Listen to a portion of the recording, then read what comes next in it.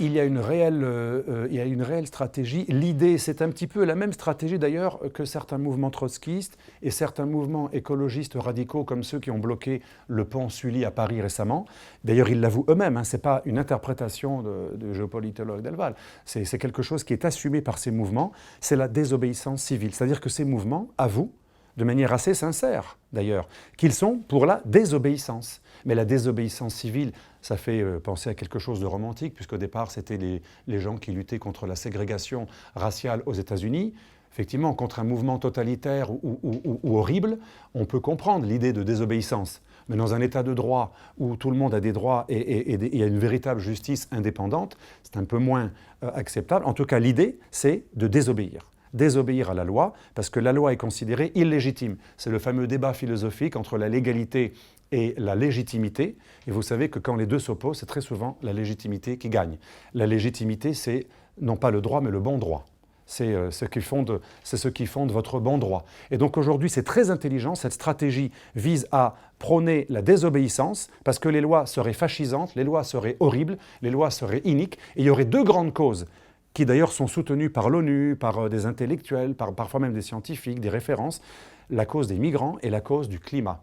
Elles sont tellement supérieures, ces causes, sacralisées, pratiquement incorporées dans le corpus des droits de l'homme, hein, et soutenues par plein de rapports des Nations Unies. Ces deux causes supérieures, migrants, droit de la liberté de circulation, avec une idée de réparation, puisqu'on n'a d'autant plus le droit d'aller en Europe que l'Europe nous a colonisés dans le passé. C'est ce que disent beaucoup d'associations pro-migrants. Et le climat. Ces deux causes, aujourd'hui, sont instrumentalisées par, en fait, des gens qui n'en ont rien affiché au départ, ni des migrants, ni du climat. C'est les mouvements hostiles à l'État-nation et aux frontières. Et en fait, la stratégie, c'est déstabiliser l'État de droit pour délégitimer les frontières afin d'instaurer une sorte d'ordre international marxiste pour les uns et ordre international capitaliste pour les autres. Le Dalai Lama a eu des propos assez intéressants là-dessus et il dit « l'idée, c'est d'aider les gens à rester chez eux et à se développer chez eux ».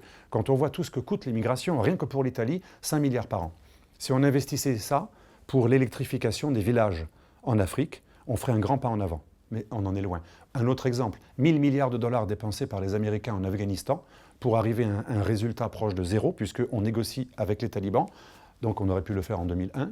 Si on avait investi tout ça dans le développement de l'Afrique, imaginez la différence. Donc bien sûr, la clé, c'est le développement de l'Afrique. Une autre personnalité, une autre autorité morale a dit la même chose, le cardinal Sarah, qui est de Guinée, très grand cardinal catholique. Il a écrit un livre qui remet en question tous les poncifs politiquement corrects du pape actuel, qui est un pape d'origine italienne, argentin, c'est le pays le plus blanc d'Amérique latine.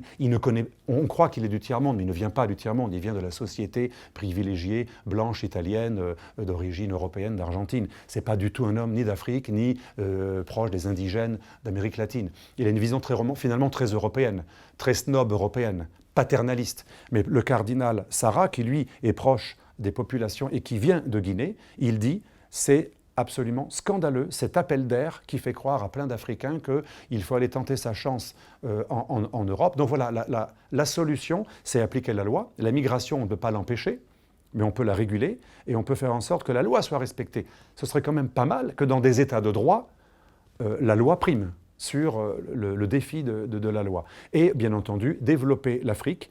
Beaucoup d'études ont été faites par notamment Thompson, qui a écrit un livre remarquable sur l'immigration. Si on mettait l'essentiel de ce qu'on met dans le traitement social de l'immigration légale ou clandestine en Europe, si l'équivalent de cet argent sont des milliards, hein, en France à peu près 16 milliards, en retirant bien sûr ce que ça rapporte.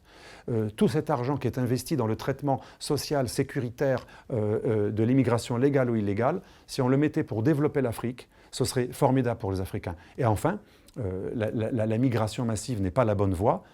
Elle est utilisée par les forces anti-frontières dans une logique de déstabilisation, mais les Africains eux-mêmes se plaignent que leurs élites émigrent partout dans le monde alors qu'on en aurait besoin chez elles.